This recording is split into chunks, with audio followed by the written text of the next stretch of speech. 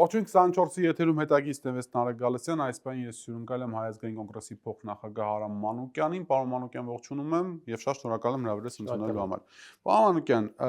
այսպես ամենաթարմ տեղեկատվություններից մեկը այն է, որ Հայաստանում, ինչպես իշխանություններն են ասում, տեղանցել մի աննախադեպ երևույթ է, այդ աննախադեպությունն այն է,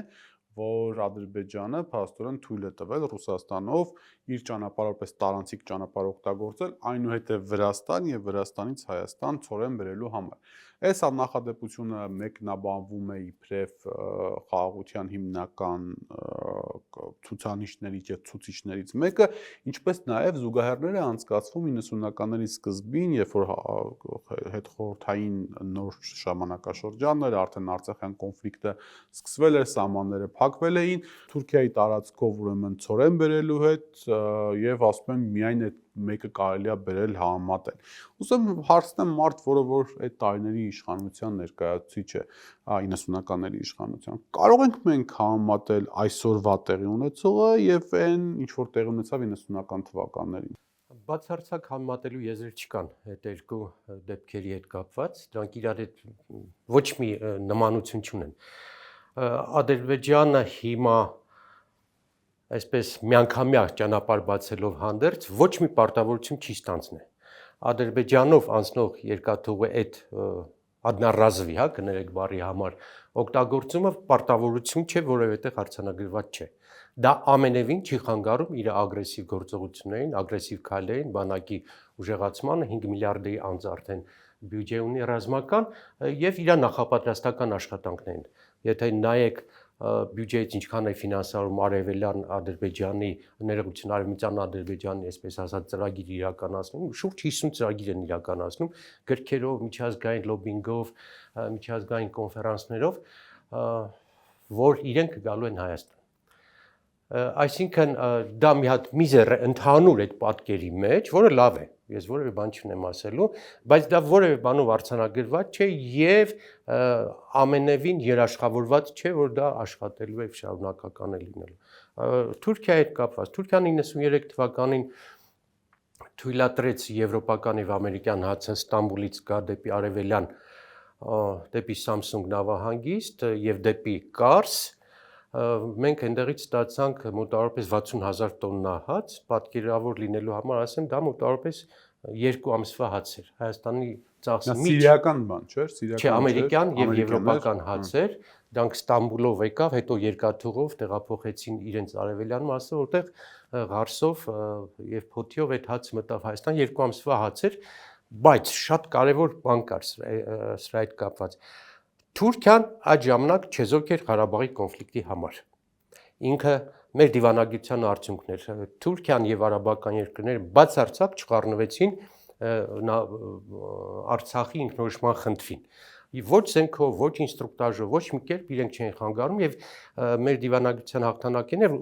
նրանք մնացին չեզոք վիճակում, ինչպես Վրաստանը։ Երկու մեր հարևան երկրների հետ կար պայմանավորվածություն, որ իրենք չեն խառնվում մեր խնդիրներին։ Եվ մեր վրա ոչինչ չնստեց այդ հացի Հայաստան մատակարարելը։ Մի հատ շատ հետաքրքիր բան էլ կար, նյուանս կար այդտեղ։ Հացը իրենք փորձում էին արագ հասցնել Հայաստանը, որովհետև սովի մատնվածել այդ ժամանակ 1.5, 2, 3 օրվա հաց էր մնում։ Իրենք երբ որ ստանում էին Ստամբուլում այդ հացը, չէին հասցնում գնացքներով ժամանակ էր խլում մինչև արևելյան նավահանգիստներ եւ երկաթուղու կետեր հասցնել, իրենք արևելքի իրենց բաներից, պահեստներից մեզ տալիս էին, որ արագ լինի։ Հետո իրենք տեղափոխում էին թուրքերը մեզ իրենց պահեստներից ոչ թե եվրոպական հասնեին տալիս, այլ արևելյան այդ պահեստներից տալիս են, որպեսզի արագ մեզ հաց հասնի եւ ասում բացարձակ դրա փոխարենը ոչինչ չստացեց։ Ոչ մի պահանջ Թուրքիան այդ ժամանակ խնդրում էր պայմաններ նույնիսկ առաջարկում երկու դրանից հետո էլ այդ պայմանը գործում էր երկու գյուղ ձևական Արցախում տվեք, որպեսզի հնարավորություն լինի Թուրքիա Ես Հայաստան։ կարծեմ 2008 թվականի ֆուտբոլային դիվանագիտության Չէ, մոտարապես այդպեսի բան առաջարկել։ Դրանից առաջ այդ խնդիրը կար, որ ընդհանրապես սիմվոլիկ երկու գյուղ հանձնելու դեպքում էլ, եթե մենք հանձնեինք, իրենք հայ-թուրքական սահմանը բացում են։ Հիմա հայ-թուրքական սահմանը բնական է դեռ չի բացում, քանի որ ինքը արդեն Ադրբեջանի շահերն է սպասարկում եւ իր չեզոքության անը վաղուց արդեն չկա։ Մի հատ ընկեր ունեի շատ հետաքրքիր պատմվածք էր գրել։ Ասում էր վախեցեք ձեզ հաց տվողից։ Հաց տալիս են ոգին են առնելու։ Եվ այսքան տարփողելը Հայաստանում, որ այդ հացը Ադրբեջանով գալիս է եւ այլն, մեր քթներից եթե չանեն շատ ուրախ կլինի, որտեղ ակնհայտ է որ քթներից հանում են, առավել եւս մի այսպեսի բան։ Իսկ այդ հացի խնդրեմ մենք հիմա ունեինք, հա? Ակնհայտ չի, որ այս խնդիրը լրիվ ուրիշ տեղ է, ցուցադրական մասն է, այնքան են գովերքում, որ չգիտես ինչ է կատարել։ Գովերքեք, որ 100 տարի 12 ամիս ստացել ենք ուրիշ տեղից այդ հացը Ուկրաինայից, Ղազախստանից, Ռուսաստանից, այդ քիչ է գովերքում, որ դուք եք մի հատ քայլ արել, բայց հիմա էլ Ռուսաստանից ստանում ու Ղազախստանից։ Ուղղակի ընդհանրապես Ադրբեջանը տարածքը բացել է, որ մտնի Վրաստան, Հայաստանը 85% այսպես տենում է, Ռուսաստանից ենք ստանում։ Հիմա էլ չեմ ասում հացատի հիմնացած 100%-ը։ Չէ, բացարձակ դրանք կապ չունեն եւ խաղաղության գործընթացին դա բացարձակ ընդհակառակ իրանք օգտագործել են որպես խաղաքարտ ուրիշ տեղից ուրիշ պահանջելով։ Շատ հետաքրքիր նմանություն կա, Փաշինյանը հայտնի է, չէ՞, ինչ որ տենց դեվիզներ ա գրում, բաներ, ասացվածքներ ա գրում, իմ անձնական եւ համեստ կարծիքով դրանք առանձնապես տաղանդավոր չեն, բայց այնուամենայնիվ գրում է, եւ դա կարծես թե այլևս մտնում է դպրոցական, պես կենցաղ դպրոցներում, որ մտնում ես ինչ որ այստեղ հաց, այստեղ կաց լավ սովորի, որ լավ ապրեց, ինչ որ այդպիսի Օմար Խայամյան բաներ են, ճշմարտություններ են գրված։ Ու ինքը մի հետաքրքիր այդ բան ունի, էլի ասում է այստեղ հաց, այստեղ կաց։ Ու փաստորեն իմ, ձեր եւ մնացած մեր բոլոր հայրենակիցների ու Հայաստանի միջև կապը, որը իրացիոնալ է, զգայական է, էմոցիոնալ է, իշտում գրեհկացվում է, դարձվում է հաց աշխատելու հնարավորության մակարդակի հետ։ Ու հիմա երբ որ Ադրբեջանից այս ծորենը գալիս է, մոտ այդպեսի հարց է առաջանում, որ արդյոք մեր պետության հիմնական գործառույթը հաց տալն է, եւ եթե դա այդպես է, ապա արդյոք մեր պետությանը ավելի լավ հաց տվողներ չեն գտնվելու այլ երկրների շրջանակներում։ Փորձենք ավելի փիլիսոփայական մոտենալ, ես միշտ փորձում եմ, հա, այսպես վերլուծությունների դաշտ մտնել, ոչ թե դեպքերի դաշտ։ Սա այդ մոտեցում մարդն տանում է դեպի կենթանացում։ Հացը եւ ստամոքսը դառնում են դոմինանտ, գերիշխող։ Եվ եթե զուգահեռում ես իր կատարած քայլերը քո ինքնության եւ հիշողության վերացման հետ կապված, ամեն ինչ տեղն են։ Այսինքն իր խնդիրն է հասարակությանը պահել կենթանու նման, որ քեզ լավ է, դու կարող ես քեֆ անել, կարող ես ես քո հացը կապահովեմ, ասֆալտդ կապահովեմ, բայց դու մոռացի քո հիշողությունը, քո իդենտիֆիկացիան մոռացի։ Եվ սա մարդուն, գիտեք, զրկում է այսպես ոնց որ ձկանը իր փշերից, իր ողնաշարից։ Մարդը տարբերվում է անասունից, մարդը տարբերվում է մնացածներից, բնության ստեղծագործություններից, որ ինքը ունի հիշողություն, կամք եւ նույնականացում իր ազգի հետ, ավելի ընդհանրացակ ասեմ, ունի էթնիկ ընդհանրություն, էթնիկ ընդհանրություն եւ գենետիկ հիշողություն։ Գենետիկ հիշողությունից մեզ զրկելու ճանապարհով են տանում։ Եվ դա էլի, այսպես եթե կառուցենք համայնապատկերը, դա եկեղեցին է, դասագրքերն են, պատմությունն է, քո ամբողջ բրենդներն են, ինքը բրենդներ ոչնչացնող իշխանություն է։ Այսինքն իր ամբողջ քաղաքականությունը մեր ազգի ոգեղեն կառուցվածքը, ոգեղեն կմախքը փշերը, որով դու կենթանի ես, կառույց ես եւ կամք ունես եւ հիշողություն ունես, դա ոչնչացնում է փոխարինելով այդ ամենը ասֆալտով եւ սնունդով եւ հացով։ Սա ազգի դենացիֆիկացիա կոչվող երևույթ է, ազգին թուլացնող երևույթ է, որտեղ կամքը թուլանում է, ինքնապաշտպանական բնազդը թուլանում է եւ արտաքին մարտահրավերների նկատմամբ կորցնում ես քո մղվածությունը այդ պայքարը շարունակելու։ Ամբողջ քաղաքականությունը Հայաստան գնում է դրա հետ կապված։ Եվ դրա հետ զուգահեռ կարող եմ ասել, որ դա ընդհանուր համայնապատկեր, այդ նույն բանը տեղի է ունենում բանակում, ասենք թե բանակում կարող է գտել 5 հատ դասալիկ, այդ 5 դասալիքի դեպքը դու ամբողջապես տարածում ես բանակի վրա եւ հայտարարում ես բանակն է այդպեսին։ Եկեղեցու հետ կապված նույն բանը գտել է, ասենք թե կուսակրոնությունը խախտած մարդ կամ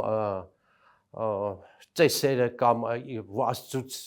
ետկանել ինքն է որ պետքա դա բանանի այդ ամբողջ ինքը բացարձակ դրա իրավունքը չունի ոչ բարոյապես ոչ սահմանափակապես ասենք ընդունենք X հոգեվորականը խախտելա կուսակրոնությունը ասենք ընդունենք այդ հոգեվորականը ամենաբարձրաստիճանն է արդյոք դա է Հայաստանի Հանրապետության վարչապետի հենց այստեղ է իր մանիպուլյացիան ինքը մեծ մանիպուլատոր է ինքը այդ մանիպուլյացիայի շնորհիվ դեպքը ես դա համարում եմ դեպք կարող է նաև խախտում, որը չի էլ կարողանալու ապացուցել, դա ապացուցելի չի։ Դա հիպոթեզա առաջակարգել, որ այդպեսի բան ա գնում եւ ինքը սկսում է համակարգը ոչնչացնել։ Այդ համակարգը հայաստանյան եկեղեցին միշտ կրկնել եմ, ամենևին հայաստանյան եկեղեցի չի։ Նա համահայկական եկեղեցի է, համաազգային կառույց է, համաշխարհային կառույց է եւ մշտապես եւ մեր պատմության ընթացքում եւ նաեւ նորագույն պատմության ընթացքում ունեցել է լրջագույն դեր։ Ինձ համար միշտ դա նշում եմ իր լոբինգի հնարավորությունը ինքը պետական կառույց է ազգային կառույց է եւ որպես ազգային կառույց շատ հայտնի է աշխարհում եւ շատ լոբիստական գործընթաց է վարում եւ Նիկոլի ջղացկություն եկավ այնտեղ որ հենց այդ նույն առաքելությունը իրականացնելու Շվեյցարիայում հայտարարվեց Ղարաբաղի կորուստների մասին վեհապարի այցելության ժամանակ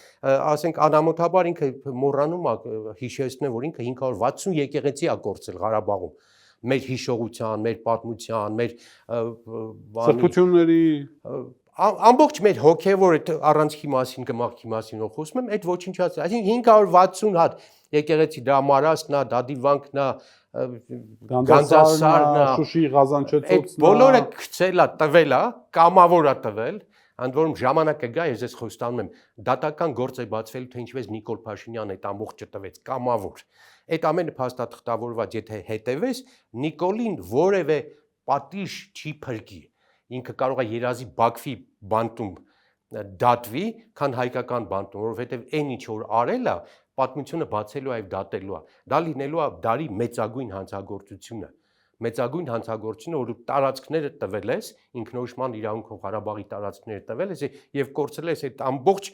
այդ գանձը, պատմական գանձը։ Եվ այդ process-ը ինքը կատարում է եկեղեցու նկատմամբ այսօր, եկեղեցին որպես ինքնության կարևորագույն սյուն, որպես լոբինգի աղբյուր, որպես համաշխարհային Ղարաբաղի ադրբեջանցիները միշտ վախեցել են, ես ասում եմ, իմ շփումներից, միշտ իրանք զգուշ են եղել Սփյուռքի նկատմամբ, եկեղեցու նկատմամբ, որովհետև Սփյուռքը եւ եկեղեցին դրսում ադրբեջանցիներին միշտ խեղճացրել են, միշտ իրենց ազդեցություններում Ֆրանսիայում, չգիտեմ, Ավստրալիայում, Ամերիկայում, Ռուսաստանում եւ ամենուր։ Եվ իրեն հարկավոր է որ այս Հայաստանին ուժեղացնող այդ լծակները թուլանան։ Իր ամբողջ գործունեությունը դա է։ Ձեր տպավորությամբ եկեղեցու դեմ այս պատերազմը այնուամենայնիվ մոտիվացված է ադրբեջանական ազդեցությամբ, թե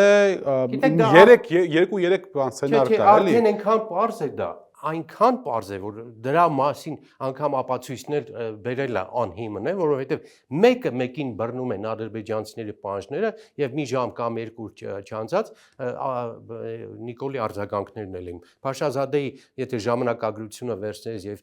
Նիկոլի արած քայլերը վերցնես, մեկը մեկին հաջորդելով փուլային տարբերակով իրականացվել են։ Ակնհայտ ադրբեջանական ճնշման արդյունք է եւ ինչն է ցավալի որ որքան իրենք ճնշում են, այստեղ այդ ճնշումները արդարացվում են, հասկանում եք, չկա որևէ այսպես արժանապատիվ դիրքորոշում, պատգամավորի, նախարարի, չգիտեմ, քպայական անշուտ, որոնք կարձագանք են, որ այս ինչ ես անում, որ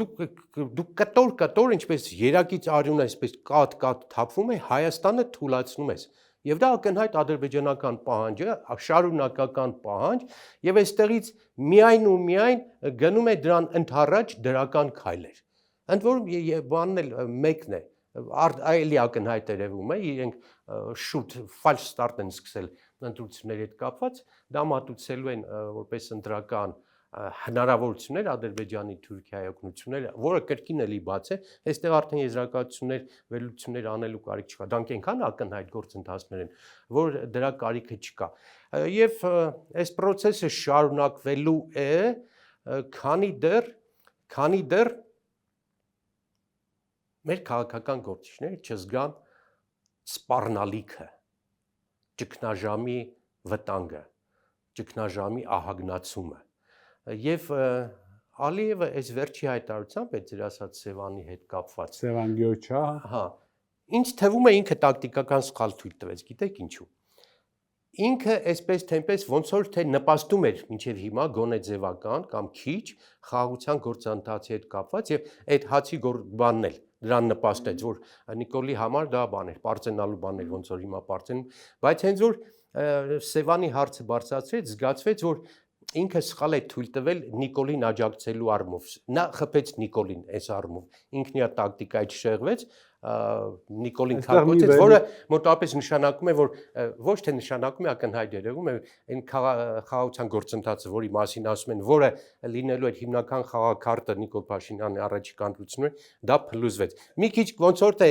ներող կլինեք երկարացրի։ Մի քիչ Ալիևը ոնց որ փոշմանեց այդ իր ասածից, զգաց որ տակտիկական սխալատուր։ Մի քիչ մեղմացրեց դրանից հետո։ Այստեղ ես իհարկե մի քիչ բան անշնորհակալ գործ Ալիևի գործողություններն ու հայտարարությունները մեկնաբանել, որովհետև Հայաստանում դրա մեկնաբանը արդեն հայտնվել է ու պարբերաբար կարողանում է դա մեկնաբանել։ Դա հիմնական մեկնաբանի մասին է, անգամ այս վերջերս ադրբեջանակետ Տաթևիկ Հայրապետյանը ասես դարձել է բանի հոկեբանը, հա, լավելություններ անում։ Հա, Ալիևի հոկեբան։ Բայց այստեղ կա մի տեսական այսպես բան քննարկում առայն, որ Ալիևը տեսնելով, որ Նիկոլ Փաշինյանի պատերազմը ընդդեմ հայ-առաքելական եկեղեցու ֆիասկո է ապրում, այո, երկու անգամ Հովանավանքում այդ խայտարակ պատկերը տեսնելով, որտեղ ակնհայտ ադմինիստրատիվ ներկայություն էր եւ ոչ դոզան ավելացրեց, մեր էկրաններին բերեցին, հա, ավելացած դոզան ցույց տալով որ նա հա բան ենք պայմանավորել, տես, հանկարծ բան չանեց, հա, նայում եմ ոնց որ լավ չես կարողանում։ Այս բանն էլ կա, այս վերլուծության հնարավորությունը կա։ Բայց պարոն Մանուկյան, դրա հետ մեկտեղ մի ուրիշ բաներ է կատարվում, էլի Հայաստանում, այսինքն եկեղեցական պատերազմի հետ մեկտեղ ակնհայտորեն օրվա իշխանությունը Նիկոլ Փաշինյանի գլխավորությամբ ձգում են այսպես հանրային ազատության եւ նաեւ բարոյականությունների բաները, սահմանումները, հա, այսինքն սա ինչ մոտեցում է Հայաստանի 30 տարվա իշխանությունները նախկին, որոնք ամենքին տարբեր գնահատականներ կարելի տալ։ Ինչ որ մի հատ տեղ կար, որտեղից այն կողմ չէին անցնում, հա,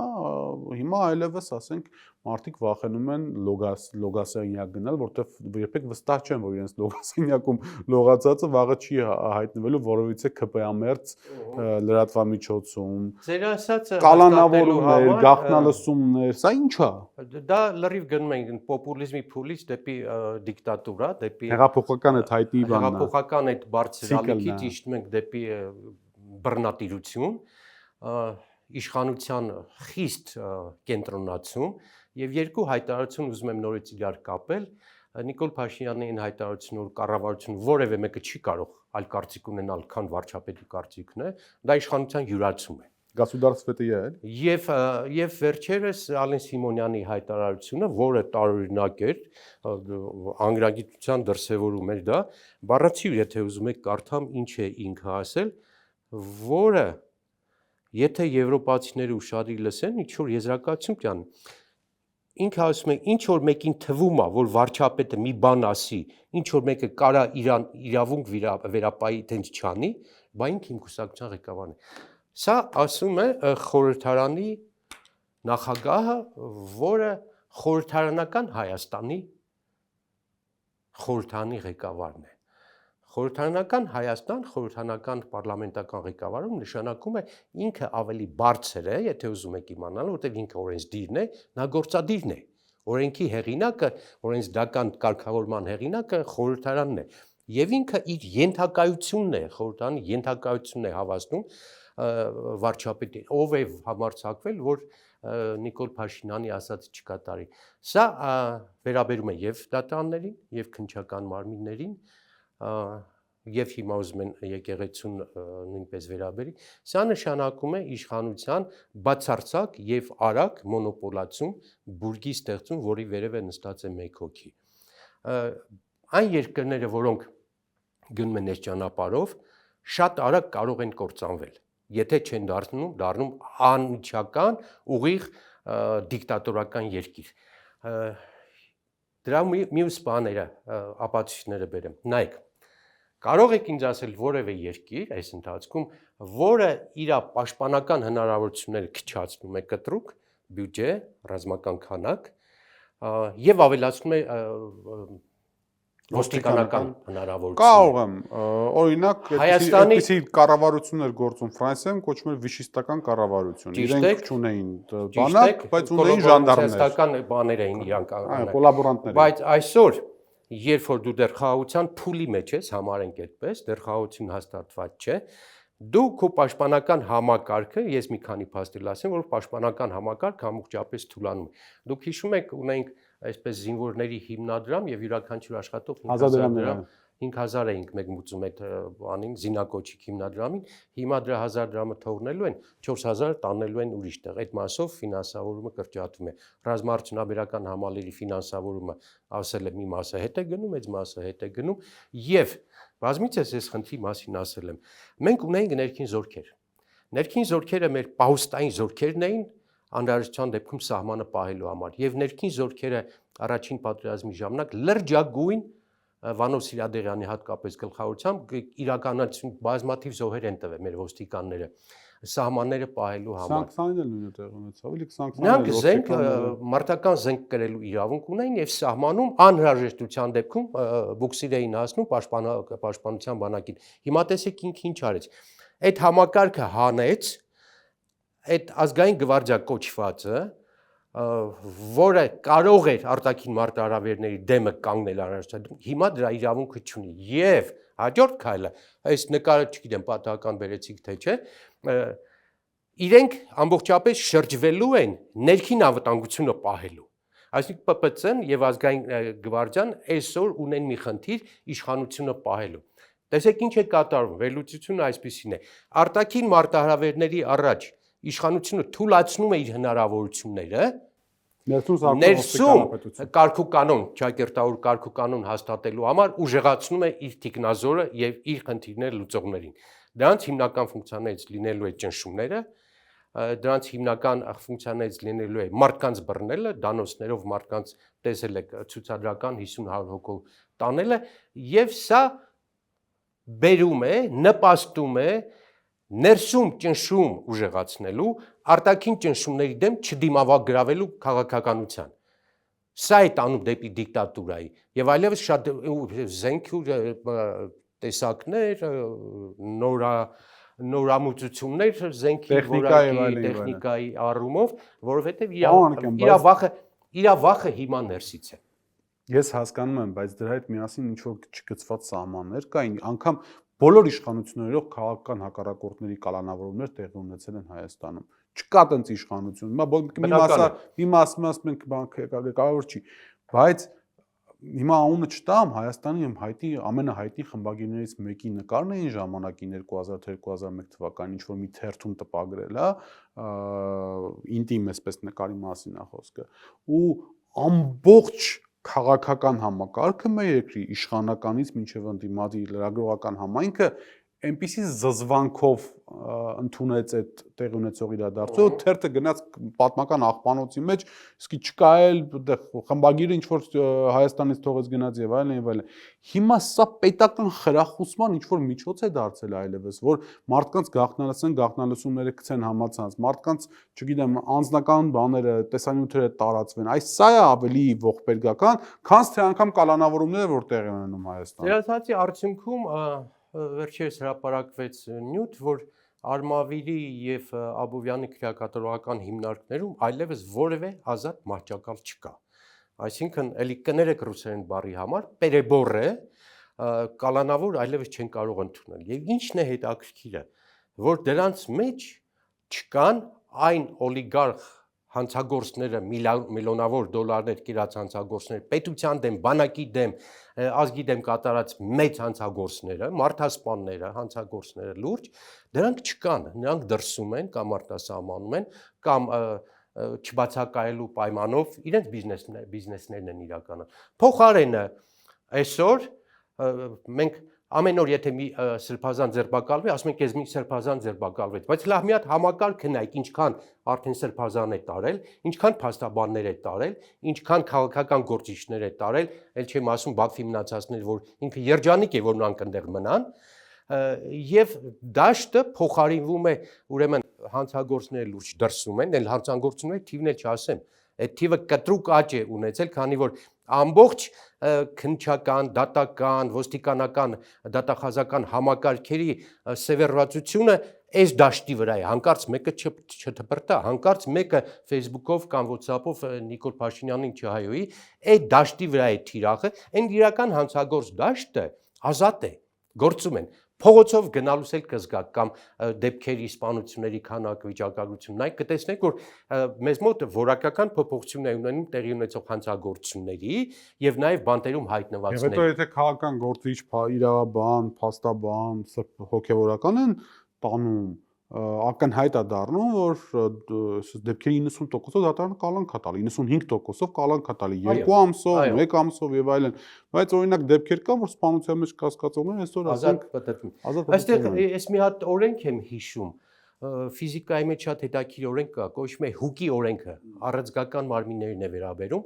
Հուկի օրենքը հետեւյալն է. զսպանակը, որին դու անդադ զսպում ես, անընդհատ սեղմում ես, ինքը սեղմելու չափով անդրադարձ ուժ է կիրառում, բայց այս օրենքը նաև ռեզինին է վերաբերում, դու կարող ես ձգել եւ որքան դու ձգում ես, ինքը դեպի ներս է հակառակ ուղղությամբ է քեզ քաշում։ Բայց Հուկի օրենքի մեջ կա մի հատ հետաքրքիր կոնստիտուցիան գործակից է կոչում, այդ կոնստիտուցիան գործակիցը որոշ չափ անցնելուց հետո այլևս չի աշխատում։ Այսինքն ռետին դու ինչքան կարող ես ձգել, կտրվելու է։ Ինչքան զսպանակը կարող ես սեղմել, այն կոտրվելու է, կախված է իր կոնստիտուցիոնից, իր նյութից, բայց այն կոտրվելու է։ Ես ձեզ հավատացնում եմ, որ Հայաստանում այդ զսպանակը աննախադեպ չափով սեղմվում է։ Եվ որքան աննախադեպ ու արագ սեղմվում է, այնքան մենք արագ մոտենում ենք այդ զսպանակի արագ արձագանքմանը կամ այդ ռետինի կտրմանը։ Սա եւ ֆիզիկայի օրենք է, բնության օրենք է, եւ որը նաեւ կիրառվում է, շատ կիրառելի է քաղաքական գործընթացների համար։ Որքան դու հասարակությանը զսպում ես, խեղճացնում ես, լցնում ես բանտերը, այնքան մոտեցնում ես նրա ամբոստանալու պահը։ Մենք մոտենում ենք այդ, դեռ չենք ասի, անկեղծ ասած, մենք մոտենում ենք այդ պահին, այսինքն точка невозврата ռուսերեն ասած, հա, շրջելիության կետին դեռ չենք ասի, բայց արագընթաց է գնում ամեն ինչ, եւ անկեղծ ասած ես դրանից չեմ ուրախանում։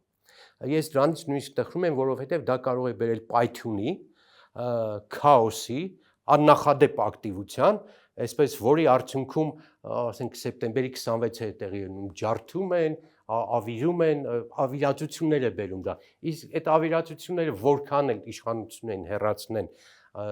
թատերաբեմից, այնուամենայնիվ հնարավորություն են տալու դրսի ուժերին ակտիվանալ։ Մի վերջերս եմ սկսել փիլիսոփա դառնալ, համեմատեմ դա ընդհանուր բաների հետ։ Այդ գժության սահմանը մենք արդեն անցնում ենք, բայց այդ գժության սահմանը միայն հայկական չի, հայաստանյան չի, մի հատ նայեք դրսում ինչ է կատարվում։ Մենք ազդվում ենք, չէ՞, դրսի գործընթացը։ Ազդվում ենք եւ նաեւ չենք զսպվում, քանի որ ընդեղ են գժության սահմանը անցել։ Ուրեմն նայեցի Լեհաստան, Բելարուս սահմանի վրա 1 միլիարդ դոլարից ավել լեհերն են դնում։ Մի այդքան, երկու այդքան էլ Եվրոմիությունն է փող տալիս, որպեսզի Ռուսաստան, Բելարուսի վրա պատ կառուցեն։ Ֆորտիֆիկացիան ինչ-որ բաներ, հա։ Ոչ մի չէ, ֆորտիֆիկացիա չի, եւ ամրության համակարգեր են ստեղծում, եւ պատ են կառուցում, որ բելարուսները չանցնեն Լեհաստան։ Հա, πολύ շատ չանցնեն։ Նույնը Թրամփն անում բանի հետ կապված, Մեքսիկայի հետ կապված, այդ գժության բանը աներևակալի սահմաններ ընդունում։ Ուրեմն ուկրաինացիները արգելել են իրենց մոտ այն ֆիլմերի ցուցադրումը, որտեղ ռուս դերասաններ են խաղում։ Սա արդեն այդ վերջն է, այլ այդպես կասել, հա։ Նույնը հակառակ կողմից ռուսները կարաուկե այն բաներին, ակումբներին, որոնք հանկարծ ուկրաինական երկ են դնում, ձերբակալում են։ Այսա խենթության սահմանը հասկանում եք, այդ երկու ոչ մեկի մտքով չի անցնում, ախր այս երկու սլավոնական լուրջ ազգերը, մեծ ազգերը, Եվրոպայի ամբողջ կեսը գրաված ազգերը մոռացել են, որ իրենք սլավոն են, նույն արմատներն ունեն, նույն պատերազմում են զոհվել, գնում են իրար դեմ անալու։ Ուրիշ գժություն ասեմ, Եվրոպայի այդ գժությունները, ախր միթե այդ քաղաքակրթության կրող երկրների ղեկավարներ այդքան հիմար են։ Ուրեմն ամբողջ Եվրոպան այսօր, նայեք եվրոպական մամուլը, իր բոլոր այդ սխալ քայլերը արդարացնելու համար թշնամի է գտել Ռուսաստանին բնականաբար, բայց այդ չի, այդտեղ բնական է Ռուսաստանի։ Իրենք ասում են, որ Ռուսաստանը պետք է հարձակվի եվրոպական երկրների վրա, որ Ռուսաստանը դրա անգամ ցանկությունն էլ ունենա, հնարավորությունը չունի։ Ինքը հազիվ Ուկրաինայի խնդիրներն է 24 ժամյա ռեժիմով կարողանում իրականացնել։ Բայց քանի որ թշնամու կերպարապետք արագացնել, ցուցադրել եւ վախացնել դրանով իրեն ժողովուրդներին զսպելու այդ բանը միջդեռ Եվրոպայի խնդիրը գիտեք որն է այսօր դեմոգրաֆիան Եվրոպան այսօր նվազող հասարակություն է մահերը շատ են ծննդաբերությունները քիչ են 1.5 1.7 է մոտավորապես այսինքն ոչ թե աճում են այլ նվազում են մի հատ թիվ կարդացի էլի հետաքրիր ինչքան էլ Facebook-ից դժգոհում եք բայց Facebook-ը լավ հետաքրիր փաստեր բերում հետո գնացի ստուգեցի միայն Նիգերիան որը ունի մոտավորապես 300 միլիոն բնակչություն 30 տարի հետո հաշվարկը այն է որ ինքը կունենա մոտավորապես Եվրոպայի չափ բնակչություն մի երկրի մասին է խոսքը նրա մոտ բնական աճի ծննդաբերության 4.6 է մի կինը, այսինքն պոտենցիալ 4 մինչև 5 երեխա ունենում են։ Մինչև 5 երեխա ունենում են, եվրոպացիները ցած են, Հայաստան 1.75 գեցուցանիշը, որը սպառման է տանում, ել չեմ հաշվում արտագաղթը։ Այսինքն այս լուրջ խնդիրները, որ աշխարհին սպառնում են եւ Եվրոպային սպառնում են, իրենց համար այդ խնդիրը գոյություն չունի։ Եկե չունի։ Գերմանիայի անով քաղաքներում մանած գալի ավելի շատ տեսնում ես արտասահմանցի փախստականներ, քան թե բունբնի գերմանացիներ։ Բրյուսելում թույլ չտվեցին տոնածառ դնել, որտեղ տոնածառը համարվում էր քրիստոնեական։ Եվ վիրավորում է մուսուլմանական մուսուլմանների ինքնությունը։ Այսինքն այս աշխարհի տեղի ունեցող նաև Գազայի դեպքերը, Ամերիկայի շուտդաունը, այս բոլոր երևույթները ցույց են տալիս, որ մենակ մենք չենք գժեր բուծում, հասկանում եք։ Մենք ազդված ենք, պարոն Մանուկյան, ազդվում ենք։ Բայց կա նաև ուրիշը, գիտեք, Միացյալ Նահանգները, Ֆրանսիան, այս ճգնաժամներից կարող են դուրս գալ, իրենք կարող են կորուստներով դուրս գալ, այդպես էլ կլինի, բայց իրենց կորուստը, իրենց ամբողջ գոյության 1-2-5%-ը կարող են կազմել։ Մեր մոտ այդ տոկոսը կարող է բարձր լինել։ Օրինակ, եթե հանկարծ Աստված չանի Նիկոլ Փաշինյանը ընտրվում է, քանդվելու է մեր քաղաքական դաշտը, մեր եկեղեցիական դաշտը, մեր կրթական դաշտը, մեր բանակի դաշտը, մեր ինքնության դաշտը, մեր հպարտության դաշտը, մեր բրենդների դաշտը։ Ես Գյումրիում էի ցուցահանդեսից փակումներ, շատ հանդիպումներ ունեցա։ Այդ քաղաքը հիմա եւ միշտ եղել արհեստների ու արվեստների քաղաք։ Հրաշալի միջոցառումներ ունեցա Գեղարվեստի ակադեմիայում։ Այդ ակադեմիան, որը բնորոշում է, հասկանում եք, Լորիս Ճգնավորյանը այդ գործը կարողացավ անել, ունեցան կնե ակադեմիա։ Հրաշալի երեխեք են, ինչ գործեր են անում, ինչ քանդակներ, ինչ դիզայներական լաբորատորիաներ են ստեղծել։ Քաղաքը ապրում է մշակույթով։ 3 օրվա մեջ 10 ցուցահանդես եւ թանգարան եմ գնացել, բոլորը լավ մակարդակների, բոլորը ընդ որում ապրող եւ շնչող։ Ապրող շնչող հանուն արդարության պետք է ասեմ, ով ինչքան ուզում է Վարդանիկին հայրի, Վարդանիկը այս բանով, այս գործում բավականին կենտրոնում լուրջ գործ արեց վերականգնելու այդ պատմական հիշողությունը բաները։ Եվ հիմա ծրագիր կա, եթե Նիկոլը մնաց, այդ համալսարանը, այդ մշակույթի օջախը վերանալու է, գալու է իբր թե Երևան։ Ինքը ոչնչացնում է նաև Հայաստանը ֆիզիկապես, եթե Վանաձորի, Գորիսի, Իջևանի, Գյումրի այդ մշակութային կրթական կենտրոնները, դրանք կենտրոններ են, ստիպեցին տեղափոխվել աշտարակ, Երևան, այս համայնքները սկսելու են խեղճանալ։ Ես երազում եմ, որ 26 թվականին հիմարությունը, որ նշանակում է սահմանամերձ գյուղերը, որոնք 100-ից պակաս աշակերտ ունեն, այդ դպրոցները պետք է փակվի, շուտ Նիկոլը գնա, որ այդ դպրոցները չփակվեն։ Որովհետև իրենց հիմար տրամաբանությամբ բացատրում են, գիտեք, սիրուն բառերով բացատրում են։ Ախր 3 դպրոց կարող է միանալ իրենց ասածն է։ Մեկ հատ շեն, սիրուն, գունավոր ներկելով, տանիքով դպրոց կլինի, որտեղ ավտոբուսներով կգնանք, Վասյուկի։ Բայց էլեմենտար բան, ստրատեգիական բան, որ չեն հասկանում։ Գյուղը, որը չունի դպրոց, չունի գյուղ։ 10-20 տարվա ընթացքում մեր գյուղերը վերանալու են, որոնք չեն ունենալու դպրոց։ Որտեվ երեխային ավելի հարմար լինելու տանելու կողքի դեպքում։ Իրանք էլ արտագաղթելու են։ Եվ հիմա եթե նայենք այն նույն դեմոգրաֆիայի խնդրին, դեմոգրաֆիան միջալից մի հատ լրիվ առանձին թեմա է, որի մասին կարելի է երկար խոսել, թե ինչ վտանգների առաջ ենք մենք կանգնած։ Այդ Նիգերիայի եւ Եվրոպայի համատությունը, որ ես ասեցի, նույնությամբ Ադրբեջանի եւ Հայաստանին է վերաբերում։ Մենք այդ սահմանամերձ շրջանները թույլատրում ենք այս ձևի հիմարություններով, արտագաղթում են եւ արդյունքում այդ տարածքները դատարկվելու են։ Նրա հակառակ կողմում լինելու է 10 անգամ ուժեղ դեմոգրաֆիա ունեցող երկիր։ Իսկ եթե հանկարծ այդ 300,000-ի հարցն լուծեց, գնա ու փախի։ Պարոն Մանուկյան, երբ որ դուք բան եք անում, ներողություն եմ։ Մի հատ այդ բան կար, դրամատուրգ կար, կոչվում էր անունը Արամ Աշոտ Պապայան, Ռաֆայել Պապայանի հայրն էր։ Այդ հրաշալի պիեսը գրեց, դեռ սովետական շրջանում էր, կոչվում էր Աշխարհն այո շուռ է եկել։ Այս ամենը, որ ես ասեցի, աշխարհն այո իսկապես շուռ է եկել։ Ու ցավոք սրտի, այսպես ասեմ, բարեբախտաբար կամ թե ցավոք սրտի մի քանի լիդերներ են աշխարհում մնացել, որոնք որ հասկանում են այս սրա անդառնալիության հետևանքները ու ինչ որ կոմունիկացիա գոնե փորձում են կազմակերպել, հուսանք կստացվի։ Բայց իրանք այդքան մեծամասն չեն կազմում։ Իրանք մեծամասն չեն, այո։ Պարոն Մանուկյան, տեսեք, դրա հետ միասին, երբ որ դուք ասում եք, որ աշխարհը խենթացել է, իսկապես աշխարհը խենթացել է եւ շուռ է եկել,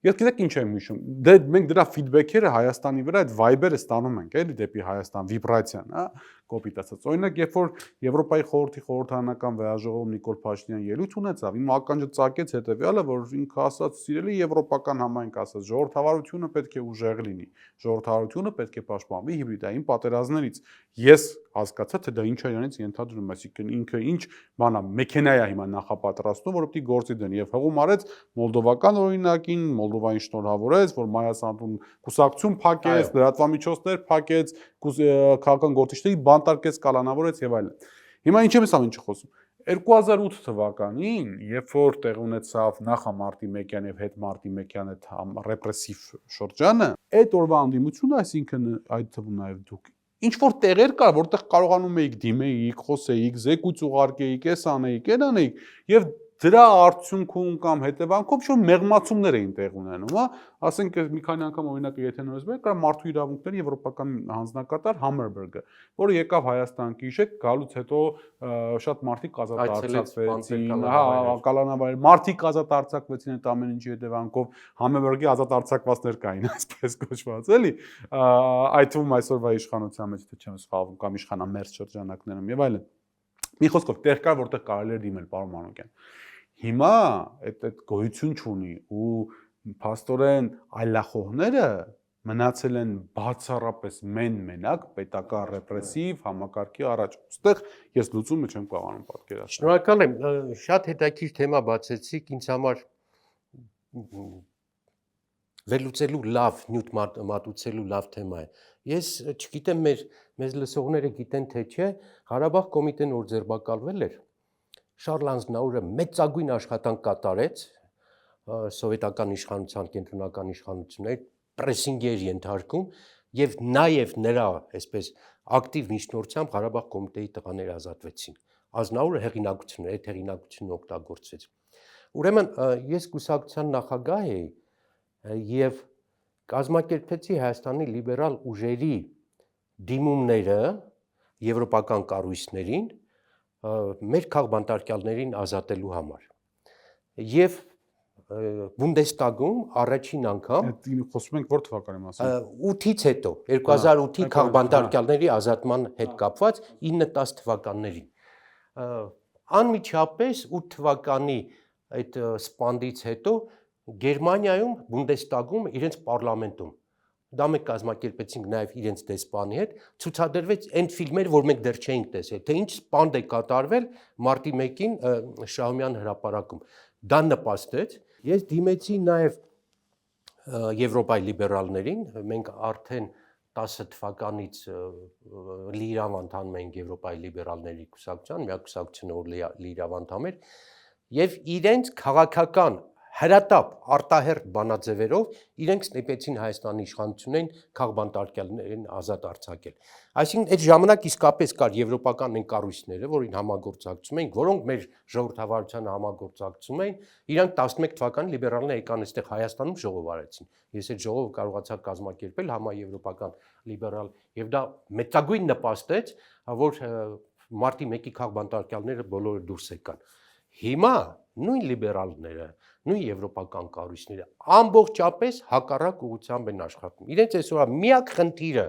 ցավալիորեն, որը ոչ մարդու իրավունքների, ոչ ժողովրդավարության հետ է կապված, հակառուսական բլոկ է ստեղծելն է։ Եվ իրենց շահերը Նիկոլի հետ բռնում են հենց այդ առումով։ Նիկոլը գնում է Տիխանովսկայի հետ է հանդիպում, չգիտեմ ինչ սավ սալակությունները հայտարարում։ Սուրեն Պապիկյանը հայտարարում է, որ մենք հրաժարվում ենք սովետական տիպի զինվորական համազգեստից։ Այ, ինչ ասես։ Այսինքն այդ սովետական տիպի համազգեստներ քեզ բերել այդ փոփոխության, թե դու ուզում ես զինվորների համար ավելի տաք, ավելի հարմարավետ, ավելի պրակտիկ զենք ու զրա հագուստ ունենալ։ Այսինքն սրանք ամեն ինչ անում են ցույց տալ այնտեղ, որ տեսեք ինչքան մենք հակառուս ենք։ Ախր ինչի համար այդ պարզամտությունը, այդ մանկամտությունը, ընդդեմ եվրոպացիներն էլ դա դուր է գալիս։ Ես դիմում եմ Եվրոմիության պատվիրակության այստեղ դեսպանին, չեք նկատում, ես ինչ է կատարում, պարոն դեսպան։ Չեք նկատում, որ այն արժեքները, որին մենք դավանել ենք, որ հայոց համազգային շարժումը, կոնգրեսը, հայաստանյան բազմաթիվ կուսակցություններ այդ արժեքների կրողն են։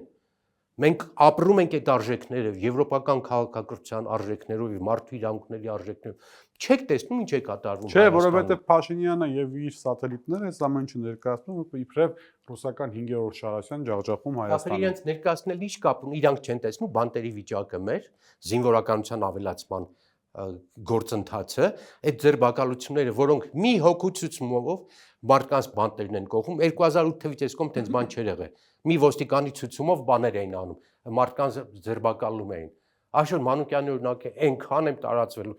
ոստիկանը շրջվում է, ասում է բոլորի ձեռքին քարեր կար, Աշոտ Մանուկյանի ձեռքին քար չկար։ Դա նշանակում է Աշոտ Մանուկյանն էր ինձ քարով խփել, Աշոտին տարան 3 տարի նստացրին։ Նույնը այսօր այս սրբազանների նկատմամբ ցուցմունքներն են։ Դատարկություն, փուչ, մեկ անձի տված 6-7 տարի առաջվա փաստ կամ ինչ-որ փաստանման ինչ-որ բան եւ մարդկանց կողմից հայրապետի եղբորն Եվրոպացիները իրանուշադիլ են։ Եթե ներողություն, եթե ուզում են հայաստանյան հասարակությունը եվրոպական արժեքներով ապրի եւ մղվի դեպի եվրոպական արժեքներ, իրենք պետք է հիմա քայլեր անեն։ Իրենց անգործությունը Հայաստանի հասարակությանը հիասթափեցնելու է եվրոպական արժեքներից։ Ես ամենացածուն օրինակներից մեկը կաթողիկոսի եղբոր օրինակն է վերջին ձև կալանավորվածներից, տեսանում եք կանգնած խոսում են իրար հետ, բոլորս տեսել ենք, թողում հետ են գալիս, ասում են խոչընդոտել է բան քարոզարշավին եւ միամիջապես մեկամսյա կալանք մեկ օրում ձերբակալություն կալանք, այդպես կանվեյերի պես է այս ամենը։ Կամ միեդի որոշումների նկատմամբ արդեն քանի միեդի որոշում կա Հայաստանի դեպքերի հետ կապված։ Ինչու հետևողականություն չկա եվրոպական կառույցների եւ Եվրոհանձնաժողովի դեսպանի կողմից։ Ինչու։ Դե որովհետեւ այդ արդարության զգացողությունը Սարոյան եղբայրների մեջ մի հատ բան կա, էլի, ասում անկած հզորներից հզորություն են կաղերսում։ Հիմա եկել են արդարություն են կաղերսում մի տեղից, որտեղ որ արդարություն չեն ուզում։ Ընդհակառակ իրենք մեր նկատմամբ մաքրվելու բան ունեն։ Ֆունկցիա ունեն։ Ես ասում եմ, Եվրոպա չենք գնացել որպես տարածք։ Մենք Եվրոպան ընդունում ենք որպես արժեհամակարգ, որպես քաղաքակրթության այսօր բարձրակետ։ Այդ բարձրակետ կորցնում է իր դեմքը։ Պարոն Մանուկյան, փաստաբանները Արագածոտնի մարզի բոլոր կանոններին ձեռբերման են արել, բերման են ենթարկել, ընդ որում մեկի նկատմամբ շատ վատ վերաբերմունքով, անգամ գիշերանոցը չէին թողել փոխի եւ այլն, էլի, այսինքն այն ինչ որ մենք պատկերացնում ենք, թե ինչի կարող են ընդունակ լինել հրաման ստացած որոշ, բոլորը չէ, որոշ այսպես ճակատի իրապաշտպաններ։ Դրանից հետո փաստաբաններին 9 ժամ թույլ չէին տալ, 8 ժամ թույլ չէին տալ իրենց պաշտպանյալների հետ հանդիպել, հասկանում եք։ Սա արդեն 2011, 12, 13, 14 թվական, սա արդեն նոնսենս էր։ Այսինքն մենք հետ են գնում այդ առումով, պաշտպանության առումով, մեկ անձի ցուցմունքով, մեկ անձի մանու մարդկանց կանոնով հետ են գնում 2000-ական թվականներ լավագույն պարագայում դա։ եթե ոչ խորհրդային տարիների։ Լավատեսորեն փորձենք ավարտել, Ինչևից է։ Միշտ ես փորձում եմ իմ շփումները երիտասարդների, ուսանողների հասարակության հետ ցույց է տալիս, որ Նիկոլի նկատմամբ ատելությունը աճում է։ Դա շատ դրական է, որովհետև առաջիկա ընտրություններում դա արդեն կկապիտալիզացվի, արդյունք կտա եւ դրա նպաստելու է Նիկոլի իր գործընթացով։ Հենց սպանակի օրենքը հիշեք, այստեղ առայժմ շատ վատ է քաղաքական գործիչների արձագանքը, քաղաքական կուսակցությունների արձագանքը այս գործընթացներին։ Ոչ թե վատ է այն առումով, որ իրենք մամուլ չեն գալիս, հոդված չեն, ամենևին։ Այս խնդիրը պետք է լուծվի համատեղ ուժերով։ Ռեալությունից ոչ մեկ չենք վախենում։ Այսօր չկա Հայաստանում որևէ մեկ կուսակցություն, որը կարողանա հաղթահարի այս դժվարությունները, գումարած նրան եվրոպացիների եւ արևմուտքի աջակցությունը, Ռուսաստանի անտարբերությունը իր գործերով թաղվածները, ընդհանրապես մենք ներսում ենք այս խնդիրը լուծելու եւ այդ ճգնաժամի զգացողությունը, որ մենք լուրջ ճգնաժամի մեջ ենք, պարտադիր պետք է յուրաքանչյուր քաղաքական գործչի, մտավորականի ու կուսակցության, ոնց ասեմ, թիվ 1 խնդիրը դառնա։ Ես չեմ գունազարդում այս ձևով գնալու դեպքում երկիրը մենք կորցնելու ենք։ Քաղաքական եւ այդ մեղքը մնալու է բոլոր այն ընդդիմադիրների վրա, որոնք չեն հասկանում սա։ Չեն հասկանում, հավատացեք ինձ, չեն զգում այն վտանգը, այն ուժեղ ճգնաժամը, որ մեզ դիմավորելու է, եւ այդ ճգնաժամի հաղթահարման միակ ձևը կա՝ խելքներ, գլուխներ հավաքեք։ Ոչ միայն ձեր խելքը, ձեր գլուխ հավաքեք, հավաքվեք իրար գլուխ, բոլոր հնարավոր բաներով, կոնֆիգուրացիաներով, որքան հնարավոր է համախոհ ուժերով եւ համախոհ մտավորականներով, քաղաքական գործիչներով պետք է միավորվել այս երկիրը փրկել։ Այս երկիրը փրկության կարիք ունի։ Շնորհակալ եմ շատ։ Հրավերս ընդունելու ու շատ հետաքրքիր զրույցի համար իմ հյուրն էր ՀԱԿ փոխնախագահ Արամ Մանուկյանը, մնացեք խաղաղությամբ։